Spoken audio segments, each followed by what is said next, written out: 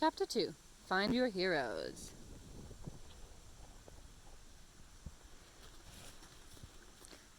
From the time I could read, my mom and I belonged to a mother-daughter book club.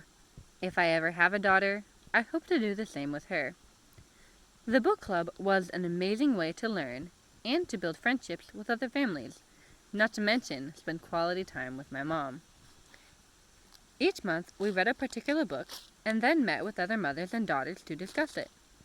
The mother and daughter whose turn it was to host made dinner, set a formal table, and prepared discussion questions.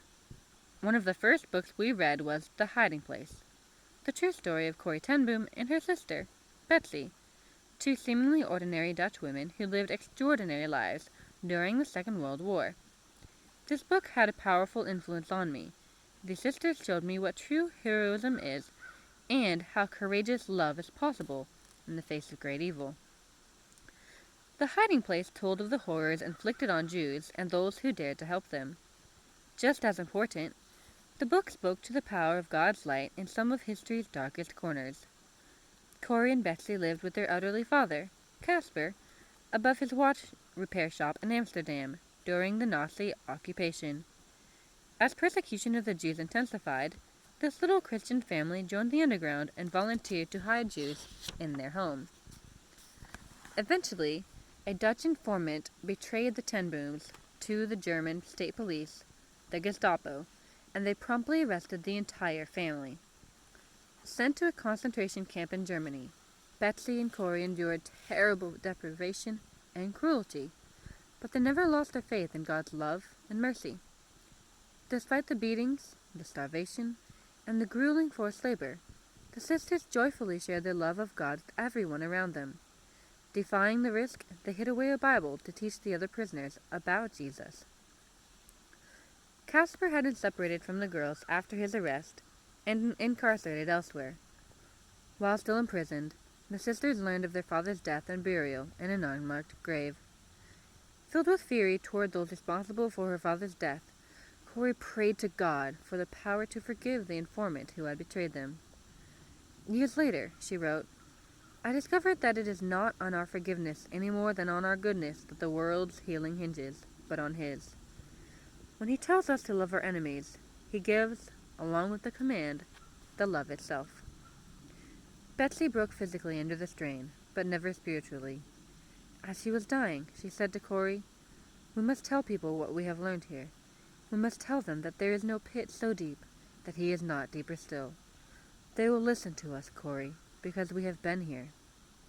Miraculously, Corrie was freed soon after Betsy's death. She would eventually open a home to help rehabilitate those imprisoned and tortured by the Nazis, and there, among those broken people, she would share the good news of eternal life. Years later, I learned the story of another Holocaust victim who was able to love in the face of great horror. A priest serving in Poland, when the Nazis invaded, Father Maximilian Kolbe, had risked his life sheltering Jews. Eventually, the Gestapo arrested him and sent him to the infamous death camp, Auschwitz. Once, when a camp prisoner went missing, the camp commander ordered a roll call and selected 10 men at random for a unique torture. To deter future escapees, the commander condemned the men to an underground bunker where they would slowly die of thirst and hunger. On being selected, one of the men cried out, "My wife, my children!" Overwhelmed with compassion for the man, Father Kolbe asked to be taken in the man's place, and the commander obliged. Kolbe spent his time in the bunker leading the other men in prayer and songs. When Kolbe still had not died after 3 weeks without food and water, camp guards injected him with carbolic acid. Witnesses say his face was full of peace and joy as he left this world.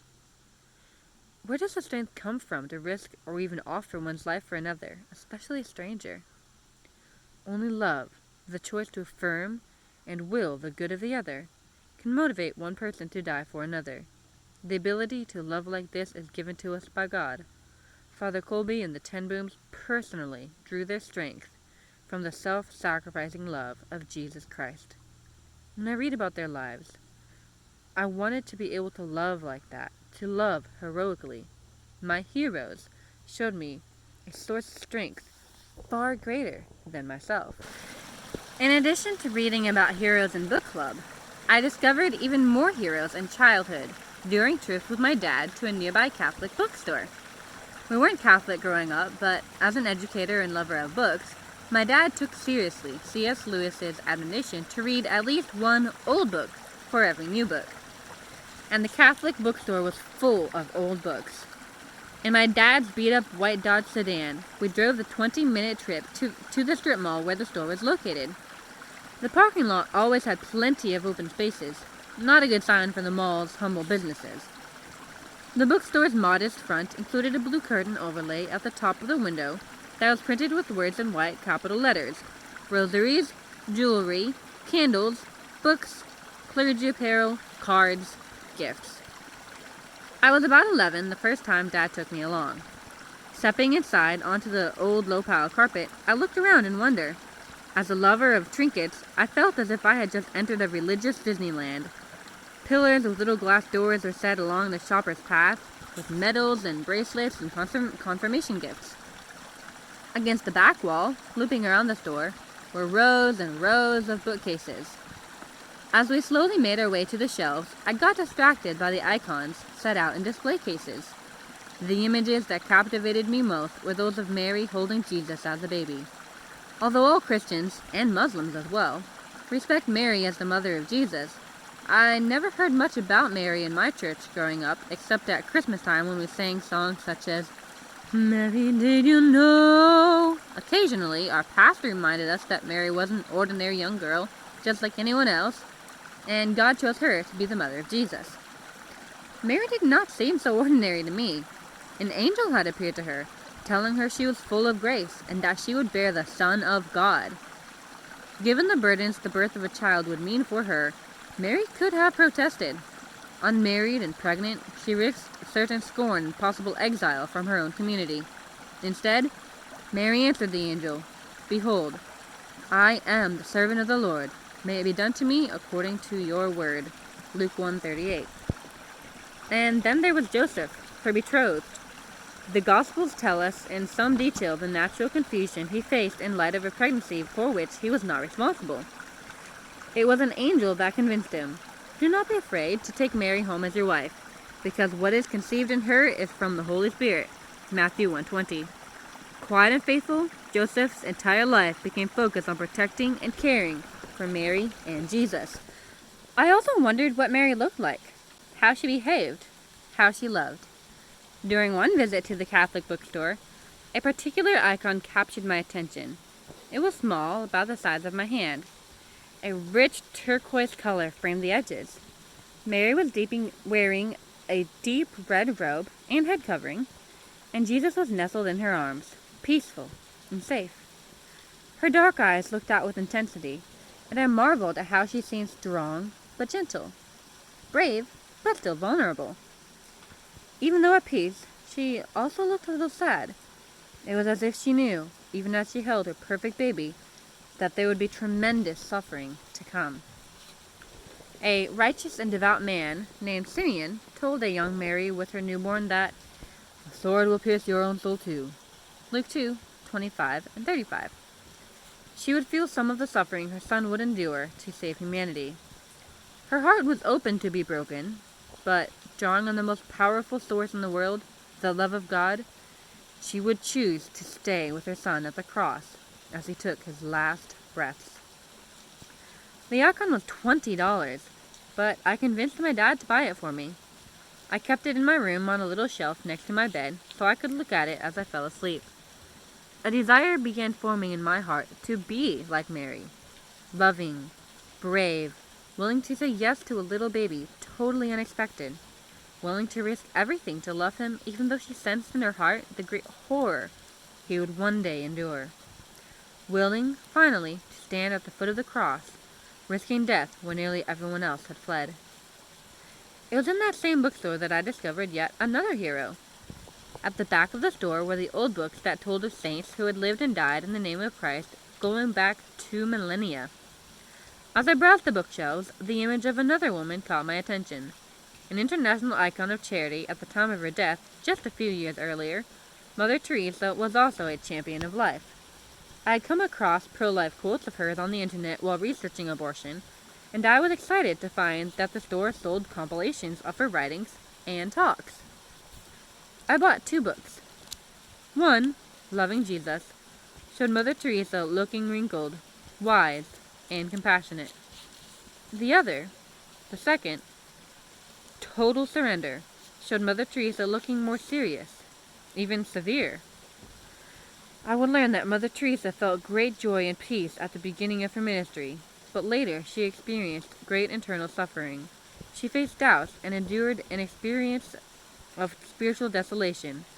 But even during her trials, she chose to trust God, no matter how difficult. Choice.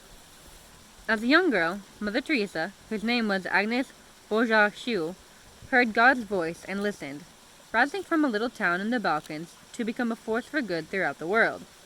She took to heart Jesus' teaching that loving the least of these was loving Jesus himself. She went out into the streets of Calcutta, India, and found the most destitute in order to love them as she loved Jesus himself. Every person she encountered was Jesus to her. Mother Teresa was not beautiful by the world's standards, but she possessed a powerful radiance that inspired millions of every creed and nation. She was a tiny nun who wore a simple white sari and spent most of her time in the slums of Calcutta. The unbelievable poverty and human suffering that surrounded Mother Teresa only inspired her and her fellow sisters to treat all of humanity as children of God. Her writing shifted the way I saw the world. She was teaching me the same lesson she taught the world throughout her life, to treat every single person as precious and worth fighting for. She opened my eyes to seeing each person as Jesus himself might have seen him or her, as unique, as holy, as made in God's image. That's the power of a hero, to change our understanding of the world, to challenge us to a greater love. Mother Teresa taught me that there is no excuse for failing to love not just my friends and family, but also the cashier at the grocery store or the person passing me on the street.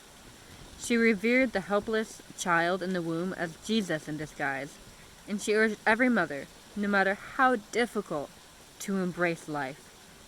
It struck me deeply that of all the evils in the world, poverty, war, hunger, it was abortion that Mother Teresa considered the greatest destroyer of love and peace. Even more impressive, Mother Teresa had the courage to say this at the National Prayer Breakfast with President Clinton and other powerful abortion supporters in the room.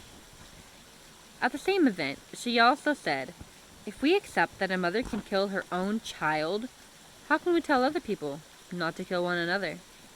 She made it clear that no matter how wealthy or privileged or free the United States might be, by accepting abortion, we were sowing violence where there should be peace and harmony. She taught that the greatest poverty was spiritual poverty, the rejection of God and others, and especially saying no to the life of a child. True wealth, by contrast, was not to be found in material things, but in recognizing God himself in the face of every person we encounter. I have a close friend who witnessed this kind of true wealth when she served with the religious congregation Mother Teresa founded, the Missionaries of Charity in Calcutta. At first, my friend was overwhelmed by her work as a volunteer to help the nurses in the clinic for the dying. She was shocked at the raw suffering of so many people dying in the streets. She recalled in particular the case of a woman sold as a sexual slave who had been left by a sewer to die. When the woman was brought into the clinic, her open sores were covered in maggots. Although this woman had known only deprivation and suffering in her life, the sisters cleaned every open sore and carefully sutured each wound as lovingly as if she were their own mother. She had been subjected to conditions that violated her God-given dignity, but in the woman's dying days, Mother Teresa's sisters fought to restore it. They demonstrated that, for all the abuse her heart and body had endured, her dignity as a daughter of God could never be destroyed. The harshness of life in Calcutta slums had etched deep wrinkles in Mother Teresa's face and left her sandaled feet calloused and twisted.